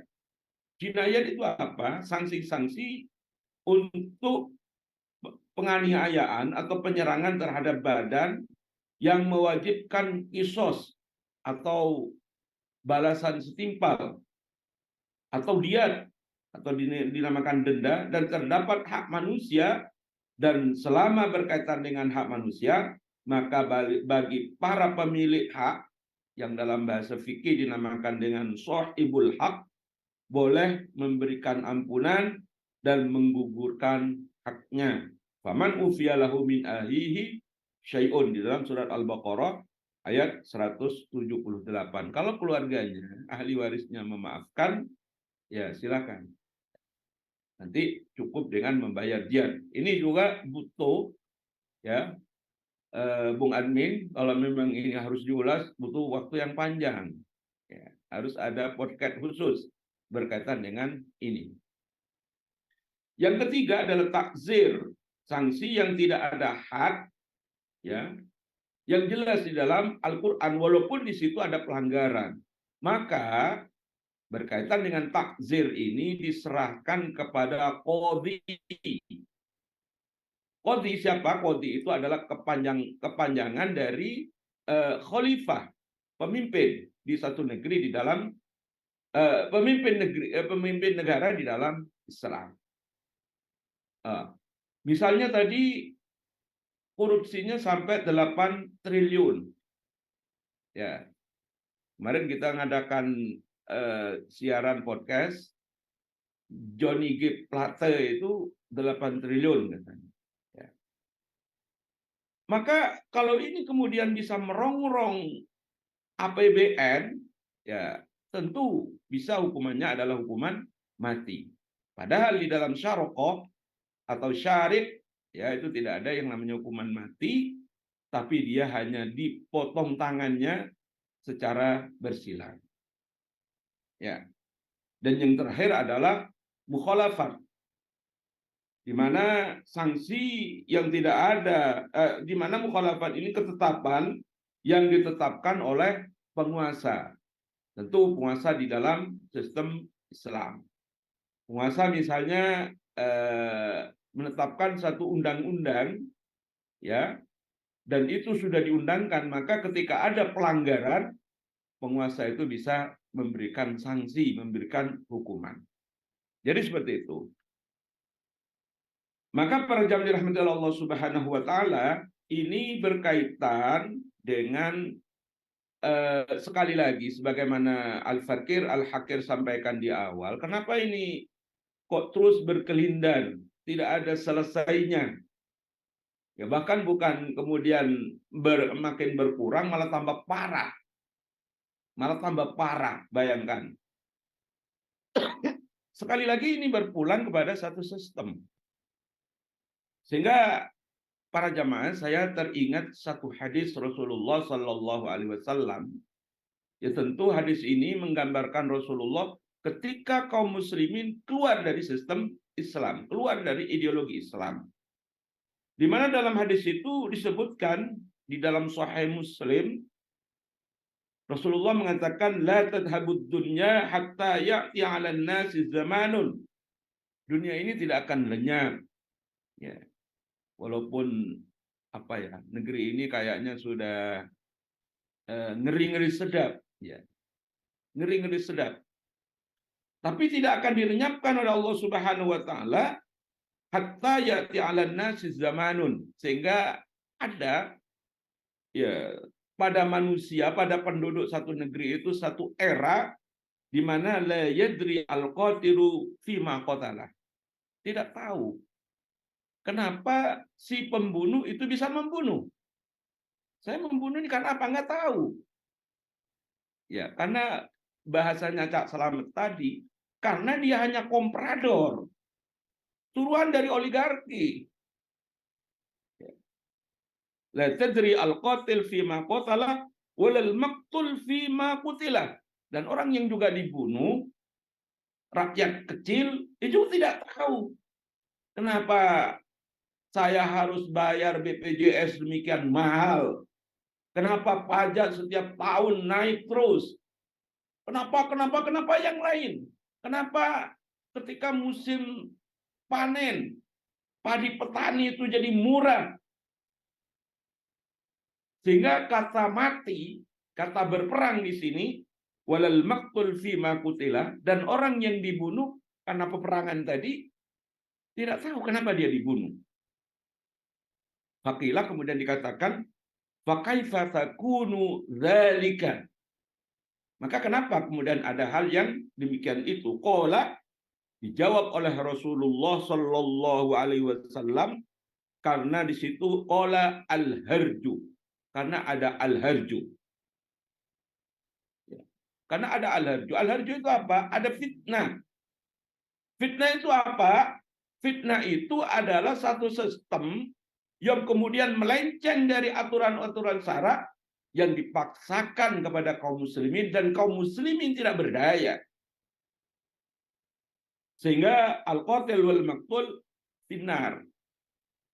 Ya, pelaku dan korban itu kata Rasulullah sallallahu alaihi wasallam sama-sama ada di dalam neraka kelak berpulangnya. Maka para jamaah rahmatullah Allah Subhanahu wa taala, ya, karena kalau menurut Al-Fakir ini sangat sudah serius banget. Kalau kita kemudian membiarkan di era Soekarno, ya, gado-gado ideologi, ada sosialisme, ada kapitalisme. Kemudian di era Soeharto pure kapitalisme. Di era Gus Dur, kemudian Megawati pure kapitalisme, dan sekarang sepertinya akan kembali lagi kepada komunisme, sosialisme. Tentu ini harus ada penawaran dari kita. Kapan Islam? Islam kan belum pernah dicoba di negeri ini. Semenjak negeri ini merdeka. Kenapa kemudian harus dituduh ini itu? Radikal-radikul, politik identitas. Padahal kapitalisme menghancurkan negeri, sosialisme menghancurkan negeri. Ya, ini sesungguhnya para jamaah rahmatullah Allah Subhanahu wa taala, kalau mau ada people power yang syar'i, ya bagaimana kita segera mengangkat, membaiat seorang khalifah. Karena dalam Islam ya hanya thariqahnya itu. Yang kedua, para jamaah rahmatullah Allah Subhanahu wa taala, di dalam sistem Islam, Rasulullah Shallallahu alaihi wasallam sangat jelas.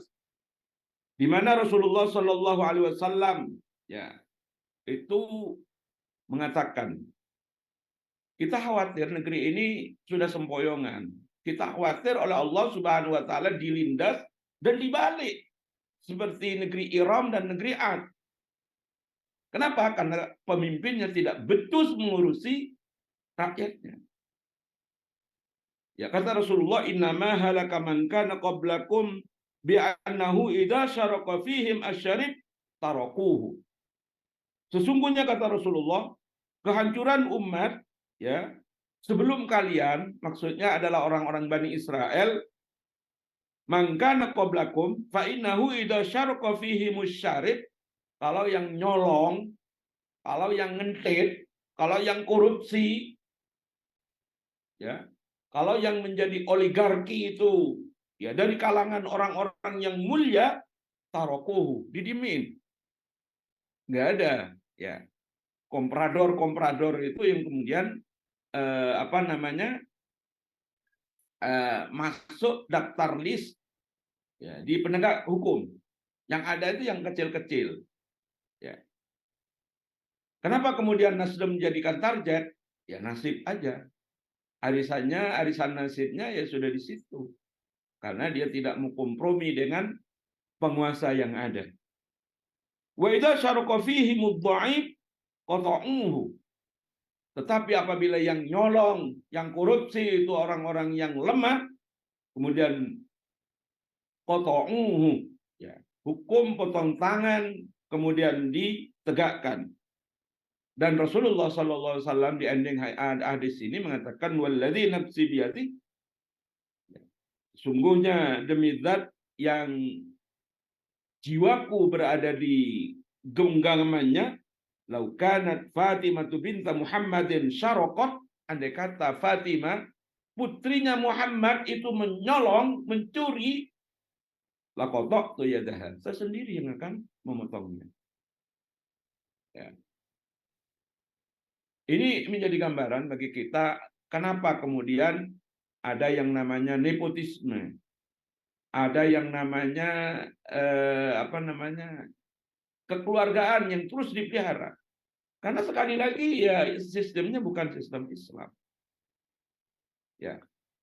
Maka para jamaah dirahmati Allah Subhanahu wa taala, ya kalau terus seperti ini kita khawatir ya, karena sering Al-Fakir sampaikan, kita kepada korupsi ini kadang-kadang ini kayak imun. Kayak sudah nggak ngendus baunya, sudah dianggap biasa-biasa saja. Sehingga kalau sudah imun, merasa imun, ya, itu biasa, ya. Apalagi sebentar lagi ini pesta pora, kegembiraan akan juga ada di tengah-tengah masyarakat kita yang grassroots, di mana mereka biasanya dapat angpau, konon katanya 50 sampai 100 ribu, ya, tahunan, dan berlangsung itu pembiayaan 5 tahun, ya, yang dinamakan dengan serangan fajar. Subhanallah. Maka para jamaah dirahmati Allah Subhanahu wa taala, kalau kemudian people power dalam Islam itu tidak seperti itu, people power dalam Islam yang kalau kemudian ingin kita definisikan, ya tadi bagaimana majelis umat kemudian merekomendasikan siapa yang layak menjadi pemimpin kaum muslimin, yang tentu ini didukung oleh ashabul fa'aliyat, segera diterapkannya hukum syara, selesai. Dan yang paling akhir para jamaah dirahmati Allah Subhanahu wa taala, ketika hukum Islam ini ditegakkan, ya, ketika hukum Islam ini diterapkan, maka tentu ukubat atau sanksi itu akan berfungsi. Maka sanksi-sanksi yang diterapkan nanti di dalam ukubat fil Islam atau nizamul ukubat fil Islam, paling tidak satu membersihkan dosa akibat tindak pidananya. Saya nggak tahu bagaimana saudara-saudara kita yang terlanjur korupsi, bagaimana membebaskan dosanya, ya, yang dalam fikih Islam namanya zawajir. Bagaimana itu? Kalau diterapkan, ya ditegakkan, bahkan kalau korupsinya itu sampai merugikan anggaran negara, itu bisa dibunuh, selesai, dosanya dihapuskan oleh Allah Subhanahu wa taala. Dia di akhirat kelak tidak ditanya lagi, ya, dihisap lagi tentang korupsinya. Yang kedua, para jamaah dirahmati Allah Subhanahu wa taala, namanya jawabir, mencegah terjadinya kejahatan dalam masyarakat. Oh, kalau korupsi akan diginikan, ya. Kalau korupsi hukumannya berat, ya. Beda dengan di negeri ini, ya. Korupsi, ya, ada satu jargon, ada satu perumpamaan yang sangat menghinakan masyarakat. Ya, para koruptor itu bukan kemudian dimasukkan ke dalam penjara, bukan kemudian dihukum mati konon katanya, tetapi malah dikurangi hukumannya. Ya. Ketika awal sidang biasa aja, dikit tuntutan dari jaksa. Ujung-ujungnya ya kemudian paling kena berapa, dan tentu ya para advokat kita ngerti bahwasannya struktur hukum di kita ini hanya mewajibkan kepada orang terpidana itu kan di dalam penjara hanya 2/3-nya dari hukumannya. Jadi kalau kena 5 tahun misalnya, ya bisa jadi kemudian beraktivitas dan menjadi politisi lagi. Jadi politisi dan digelarkan karpet merah. Kenapa? Karena di situ ayyuhal ahibba rahimani wa rahimakumullah, tidak ada yang namanya jawabir. Ya, jawabir mencegah terjadi kejahatan dalam masyarakat. Orang itu korupsi diberi karpet merah, korupsi itu bisa menjadi caleg lagi, dan lain sebagainya, dan lain sebagainya. Sehingga masalah ini tidak pernah selesai, ikhwan fillah rahimani wa rahimakumullah. Ya dari dulu ya seperti ini dan seperti ini. Terus apa yang kita tunggu? Kalau tidak kemudian rindu ditegakkannya hukum Allah Subhanahu wa taala di tengah-tengah kita. Ya. Apakah kemudian kita hanya ingin melanggengkan kejahatan demi kejahatan, ya, dan lain sebagainya dan sebagainya? Wallahu a'lam bishawab. Tapi intinya saya berharap, ya, terutama para pemegang kekuasaan, ya, negeri ini tidak akan pernah menjadi negeri yang aman sentosa, baldatun thayyibatun wa rabbun ghafur, kalau kemudian ideologi yang diterapkannya bukan ideologi Islam, syariat yang kemudian diundangkan kepada penduduk negerinya bukan undang-undang syariat Islam. Billahi sabilil haq. Assalamualaikum warahmatullahi wabarakatuh. Waalaikumsalam warahmatullahi wabarakatuh. Terima kasih Ustaz Mikdad Aliaska. Tadi pemaparannya soal korupsi dan sanksi hukum Islam. Setidaknya ada 2 yang tadi kemudian Al-Fakir catat, yaitu hukum Islam itu bersifat jawabir dan jawazir. Jadi pengampunan di akhirat dan pencegahan bagi pelaku selanjutnya. Itu seandainya kemudian diterapkan sistem Islam di tengah-tengah masyarakat untuk mengantisipasi para koruptor-koruptor yang memang tadi di awal disebutkan oleh Ustadz Slamet Sugiharto, nampaknya ini akan semakin parah saja korupsinya karena Pak Firly akan diduga kuat akan mengadopsi sistem KPK ala Cina. Karena waktu kita cukup terbatas ini para pemirsa yang dimuliakan oleh Allah Subhanahu wa taala, maka yang terakhir kita minta closing statement-nya dulu kepada para pembicara ini dari Ustadz Irwan Saifullah, Ustadz Ahmad Khozinuddin, Ustadz Slamet Sugiharto dan Ustadz Mikdad Aliaska. Masing-masing kita minta 5 menit dan jangan lebih dari 5 menit ya. Karena waktu kita terbatas, sebentar lagi menjelang sholat asar. Yang pertama kita minta closing statement-nya dari Ustadz Irwan Saifullah. Ustadz, mohon dibuka mic-nya. Mic-nya belum dibuka Ustadz Irwan. Ya, silakan Ustadz Irwan memberikan closing statement 5 menit. Ya, alhamdulillah.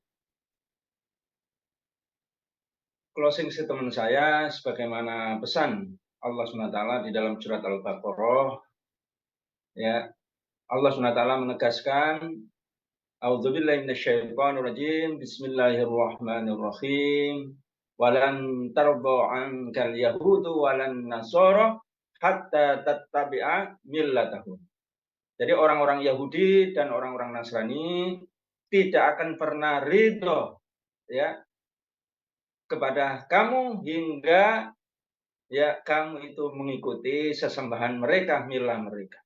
Ya. Ayat ini adalah ayat yang sangat qat'i, sharih, dan pasti.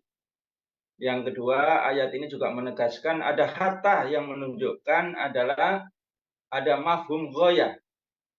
Jadi orang-orang kafir harbi dan orang-orang munafik tidak akan pernah berhenti, ya, untuk memerangi kaum muslimin, untuk memerangi bangsa di negeri kita ini, ya, hingga kita ini mengikuti keinginan mereka, mengikuti kepentingan mereka, ya. Nah, maka bisa dilihat ini, ya, Ustadz Ahmad Khozinuddin dan Presiden BKAD, ya, para tokoh-tokoh, para ulama, ormas yang ketika mereka balik kanan mengikuti rezim ini aman-aman saja. Ketika mereka menjilat rezim ini aman-aman saja. Nah, ini saya pikir firman Allah SWT, ya. Namun ayat ini juga menegaskan, ya, akan dimenangkan oleh Allah SWT manakala umat ini kembali kepada arah yang benar, ya, kembali kepada jalan Allah SWT yang tadi sudah banyak dikupas. Terima kasih kepada para pembicara semuanya. Arahnya tidak ada yang lain kecuali adalah sistem pemerintahan Islam, sistem konsepsi Islam, sistem kepemimpinan Islam, yakni khilafah Islamiyah. Nah, itulah arah. Kalau kita ini menuju ke sana, pasti akan dikuatkan oleh Allah SWT perjuangan ini. Ya, pasti akan dimenangkan oleh Allah SWT. Ya, oleh karena itu tawaran atau masukan dari Presiden PKAD Ustadz Slamet atau Cak Slamet ini kepada, ya, Bung Surya Paloh Nasdem, tidak ada jalan lain, gitu ya. Hanya ada jalan, yakni berbelok ke kanan mengikuti rezim ini, atau siap, ya, berjuang mengorbankan harta dan nyawa bersama kaum muslimin dengan mengikuti jalan yang telah digariskan oleh Allah SWT, pasti dimenangkan oleh Allah SWT. Menurut ayat ini, pasti akan dikuatkan oleh Allah SWT. Dan ini tentu diharapkan oleh kaum muslimin, rakyat Indonesia, bahkan yang lebih penting, ini adalah untuk anak cucu kita yang akan datang. Demikian Bung Arif, ya, closing statement saya. Terima kasih. Ya, terima kasih Ustadz Irwan Saifullah. Lanjut Ustadz Ahmad Khozinuddin. 5 menit. Tafadhal Ustadz Ahmad Khozinuddin. Ya, saya kira ini sudah saatnya bagi seluruh kelompok oposan untuk bersatu melawan kezaliman rezim. Tidak perlu lagi membuka jalan untuk berkompromi dengan rezim, karena sejatinya rezim juga sudah terlalu jauh melakukan kezalimannya, bukan hanya kepada rakyat, juga kepada partai politik yang sebenarnya dulu juga satu koalisi dengan rezim itu sendiri, dalam hal ini Partai Nasdem. Namun sekali lagi perlawanan itu jangan hanya sebatas untuk menjatuhkan kekuasaan rezim saja, itu satu hal, dan saya setuju kalau kekuasaan Jokowi ini harus segera diakhiri. Namun pada saat sama juga kita bisa berjuang untuk bagaimana menghadirkan sistem Islam. Sistem Islam semua yang disebutkan tadi adalah sistem khilafah yang tahun 1924 telah runtuh, yang mungkin hadir kembali manakala dipenuhi syarat-syaratnya. Dan negeri kita Indonesia ini akan bisa menjadi negeri yang memenuhi syarat bagi tegaknya kembali sistem Islam yang khilafah itu manakala yang pertama, negeri ini benar-benar independen, merdeka dari seluruh pengaruh baik asing dan asing. Dan insya Allah kita lah yang akan membuat negeri ini steril dari pengaruh asing dan asing. Yang kedua, kita kemudian bersepakat untuk membaiat seorang khalifah yang telah memenuhi syarat-syarat inikot meskipun tidak memenuhi syarat-syarat afdholiyah. Inilah seorang khalifah yang akan kita dengar dan kita taati dalam rangka untuk menegakkan hukum Islam. Yang ketiga, khalifah yang telah dibaiat itu sendiri kemudian serta-merta kemudian menerapkan syariat Islam secara revolusioner, artinya secara kafah, tidak separuh-separuh, tidak sebagian-sebagian. Dan yang keempat, kemudian khilafah yang ditegakkan dari negeri yang independen, yang telah membaiat seorang khalifah secara syar'i walaupun tidak afdholiyah, syarat afdholiyah, yang kemudian serta-merta menerapkan Islam secara kafah, itu juga serta-merta mengemban misi dakwah Islam ke seluruh penjuru alam. Nah, inilah khilafah yang melalui proses jalan antarikul ummah yang bisa saja disebut oleh Cak Slamet dengan jalan people power yang syar'i. Inilah yang kemudian kita harapkan bisa membebaskan negeri ini, juga akan membebaskan negeri-negeri kaum muslim lainnya dari penjajahan kapitalisme global. Demikian, Assalamualaikum warahmatullahi wabarakatuh. Waalaikumsalam warahmatullahi wabarakatuh. Jazakallah Ustadz Ahmad Khozinuddin. Berikutnya Presiden PKAD Ustadz Slamet Sugiharto. Silakan. Ya, dinamika kontestasi politik yang semakin menguat dan menghangat ini justru menjadi tantangan bagi para pejuang untuk masif menyampaikan seperti apa sebetulnya diskursus perubahan hakiki dan menyeluruh itu harus dilakukan. Dan tentu sebagai seorang muslim, sebagai seorang mukmin, kita meyakini bersama Al-Islamu ya'lu wa la yu'la alaih. Ujung dari kemenangan ini semua yang diturunkan oleh Allah Subhanahu wa taala adalah kemenangan yang diberikan kepada orang-orang yang beriman. Persoalannya tinggal siapa memantaskan diri kita mendapatkan kemenangan itu. Dibutuhkan keberanian dan keterus-terangan di antara para pejuang itu untuk mengkomunikasikan di antara seluruh elemen yang menghendaki perubahan ini. Semuanya dari berbagai latar, baik di saluran-saluran parlemen maupun di luar parlemen, yang masih punya nurani menghendaki perubahan. Karena sesungguhnya hakikat dari perubahan itulah perubahan itu sendiri. Dan Allah telah menyediakan perubahan itu sebagai sebuah kanal perbaikan menuju kepada negeri yang dijanjikan oleh Allah Subhanahu wa taala sebagai negeri yang baldatun thayyibatun walaupun kufur, dengan diterapkannya Islam kafah ala minhajin nubuwah, dengan sebuah institusi yang namanya Khilafah Rasyyidah ala minhajin nubuwah.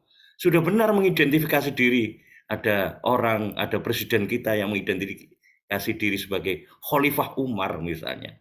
Tetapi ingat, identifikasi diri sebagai seorang khalifah itu artinya satu kesatuan tidak terpisah dengan sistem yang namanya khilafah. Saya sebagai pembelajar politik sangat mengerti betul yang namanya nomenklatur nama kepala negara itu inherent atau satu kesatuan dengan yang namanya sistem pemerintahan sendiri. Tidaklah bisa disebut khalifah kalau sistemnya itu demokrasi. Dan kita yakin semuanya bahwa semuanya pertolongan Allah Subhanahu wa taala pasti datang. Tinggal kita ini memposisikan diri sebagaimana Prof. Suteki selalu menyampaikan, kita sebagai seorang pecundang atau sebagai seorang pejuang. Semuanya pilihannya ada pada kita. Wallahu a'lam shawab. Wassalamualaikum warahmatullahi wabarakatuh. Waalaikumsalam warahmatullahi wabarakatuh. Terakhir kepada Ustadz Mikdad Ali Aska. Ya. Mohon. Ya. Tafadhal Ustadz Mikdad. Bainal mabda halun yuqaddar. Jadi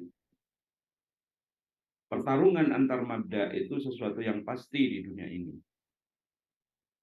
Kita diajari bahwasanya di dunia ini ada tiga mabda, ada kapitalisme, roksun wa maliyun yang dikenal dengan roksu maliyah, wa istirokiyah yang kedua adalah sosialisme, dan tentu adalah Islam yang terakhir. Maka di tengah pertarungan ini Islam tidak berdaya sebagai sebuah ideologi. Ya. Di mana-mana mengutip tadi, Islam ini atau kaum muslimin ini di mana-mana menjadi pecundang, ya. Bukan menjadi pemenang. Menjadi cupu, bukan menjadi suhu. Sehingga Nabi itu mengatakan, Al-mar'u ala dini khalili. Seseorang itu tergantung kepada agama temannya. Falyandur mayukhalil. Maka lihatlah dengan siapa dia berteman, dengan siapa dia bergaul. Tentu, saya tidak mau dikatakan pecundang. Saya tidak mau dikatakan dibanding-bandingkan sebagai pecundang di dalam mengemban Islam ini. Maka seseorang dinilai oleh Allah Subhanahu wa taala dengan siapa dia bergaul. Kalau kemudian keluar masuk ya istana, ya ditekan kemudian dia keluar masuk istana, ya dia gaulnya dengan istana. Kalau keluar masuk dengan para aktivis Islam yang bahasa Bung Ahmad tadi para oposan, ya para oposan Islam, tentu dia dinilai oleh Allah Subhanahu wa taala cara gaulnya itu dengan para oposan Islam. Ya, dan yang terakhir tentu oposan yang kemudian bercita-cita menegakkan kalimatullah yal ulya, kalimat Allah ini adalah yang paling tinggi, tentu dia akan diganjar oleh Allah Subhanahu wa taala dengan surga. Karena sebagaimana Rasulullah SAW juga mengatakan, ya, seseorang itu tergantung dengan siapa ia mencintainya. Kalau cintanya ke istana, ya kelak nanti akan dibangunkan istana di neraka oleh Allah Subhanahu wa taala. Kalau kemudian cintanya dengan orang-orang yang cinta kepada syariat Islam, tentu Allah akan membangunkan istana di surga. Wallahu a'lam bishawab. Ya, terima kasih Kiai Mikdad Aliaska. Saya pikir dari penutup closing statement tadi tersimpul dan tergambar jelas bahwa negeri kita ini sedang tidak baik-baik saja dan sedang dikangkangi oleh oligarki yang memang oligarki ini selalu pasang badan untuk membiayai partai-partai politik agar mereka tetap berkuasa. Maka untuk itu tadi seperti yang disampaikan oleh Presiden PKAD mengutip apa yang disampaikan oleh Profesor Suteki bahwa kita ini ingin dikenal sebagai pecundang atau pemenang ya kalau tidak salah tadi. Dan untuk itu maka hendaknya setiap kelompok-kelompok oposan atau oposisi ini harus saling terbuka untuk menyampaikan pandangannya dan mengambil posisi untuk terus memperbaiki negeri ini karena kita tahu bahwa rezim yang sekarang ini memang rezim yang zalim dilihat dari kebijakan-kebijakan yang dituangkan dalam dalam kebijakannya seperti yang disampaikan oleh Ustadz Irwan Saifullah di awal. Nah, untuk itu sebagai closing statement dari saya juga, maka hendaknya kita sebagai masyarakat juga harus turut ambil peran untuk perubahan negeri ini agar lebih baik, seperti saran yang disampaikan oleh para pembicara tadi, kita mengambil peran untuk terus menyampaikan Islam dan memperjuangkan Islam. Dan seperti rekomendasi yang tadi diterangkan bahwa rekomendasinya Islam yang dimaksud agar diterapkan itu tidak mungkin tidak, itu kecuali dengan sistem khilafah yang memang sistem khilafah ini sudah diterangkan oleh Rasulullah SAW. Jadi ada orang yang menyampaikan dia Khalifah Umar, mestinya dia itu tidak hanya mengaku sebagai Khalifah Umar, tapi menerapkan sistem khilafah. Kurang lebihnya mohon maaf para pemirsa sekalian di Mimbar Tub Anti Oligarki, Ahmad Khozinuddin dan Bang Edi Mulyadi yang sudah nilai acara ini. Kurang lebihnya mohon maaf. Wassalamualaikum warahmatullahi wabarakatuh.